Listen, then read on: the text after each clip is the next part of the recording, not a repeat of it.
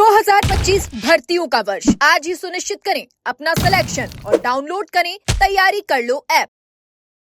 नमस्कार, एजुकेशन नगरी में आपका स्वागत है और मैं हूं आपके साथ विनीत। राजस्थान में सरकारी भर्तियों में आरक्षण को लेकर वर्गीकरण की विसंगतियां लगातार सामने आ रही हैं। पटवारी भर्ती में यह मुद्दा जोरों से उठाया गया था, लेकिन अब दिव्यांग कैटेगरी में सबसे ज्यादा समस्याएं देखी जा रही हैं। अभ्यर्थी लगातार शिकायत कर रहे हैं। लगातार कई वर्षों से इस वर्ग में असमानता देखने को मिल रही है। इस बार यह गंभीर मुद्दा लाइब्रेरियन भर्ती से जुड़े एक अभ्यर्थी की शिकायत के बाद फिर से सामने आया है, जिसने इस पूरे सिस्टम की खामियों को उजागर करके रख दिया है। दरअसल सरकारी नियमों के अनुसार 4% दिव्यांग आरक्षण को 4 श्रेणियों में बांटा गया है, जिसमें दृष्टिबाधित, श्रवण बाधित, लोकोमोटर तथा बहुविकलांग और अन्य दिव्यांग कैटेगरी शामिल है। इसमें बराबरी से बांटा जाना चाहिए था, यानी हर कैटेगरी को 1% आरक्षण मिलना चाहिए। लेकिन हकीकत यह है कि कुछ श्रेणियों को तो भरपूर हिस्सेदारी मिलती है, जबकि कुछ श्रेणियों को नजरअंदाज किया जाता है। अगर हम 2024 की लाइब्रेरियन ग्रेड 2 भर्ती की बात करें तो इसमें कुल 300 पदों पर 5.67% दिव्यांग आरक्षण दिया गया था। इसमें से 3.67% यानी 11 पद दृष्टिबाधितों को, 1.67% यानी 5 पद श्रवण बाधितों को और 0.33% या सिर्फ 1 पद लोकोमोटर और अन्य दिव्यांगों को मिला था।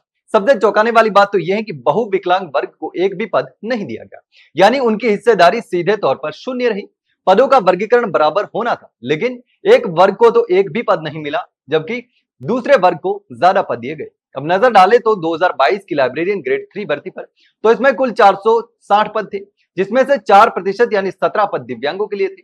लेकिन यहां भी ऐसा ही हो, दृष्टिबाधितों को 1.08% यानी 5 पद, श्रवण बाधितों को 1.30% यानी 6 पद, लोकोमोटर को 0.86% यानी 4 पद और बहुविकलांग को केवल 0.43% यानी 2 पद ही मिले हैं।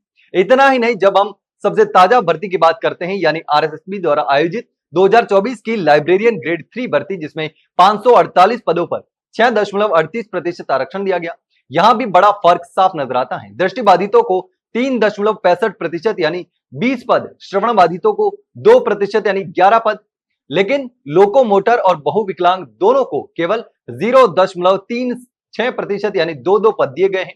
यह आंकड़े साफ दिखाते हैं कि दृष्टिबाधित और श्रवण बाधित अभ्यर्थियों को अपेक्षाकृत अधिक मौके दिए गए हैं, जबकि लोकोमोटर और बहुविकलांग वर्ग को लगातार हाशिए पर डाला जा रहा है। इस भेदभाव के पीछे तर्क यह दिया जाता है कि कुछ श्रेणियों के लिए काम करना ज्यादा व्यवहारिक होता है, लेकिन अगर यही सोच सिलेक्शन बोर्ड और संस्थाएं अपनाए तो फिर आरक्षण नीति का मकसद ही खत्म हो जाता है।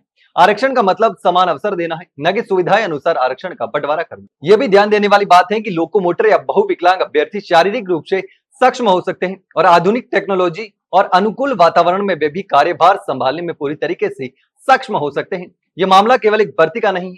बार बार यह दिख रहा है कि राजस्थान में दिव्यांग आरक्षण को लेकर पारदर्शिता की कमी है और एक समान अवसर का सिद्धांत खुद शासन और आयोगों पर नजरअंदाज किया जा रहा है।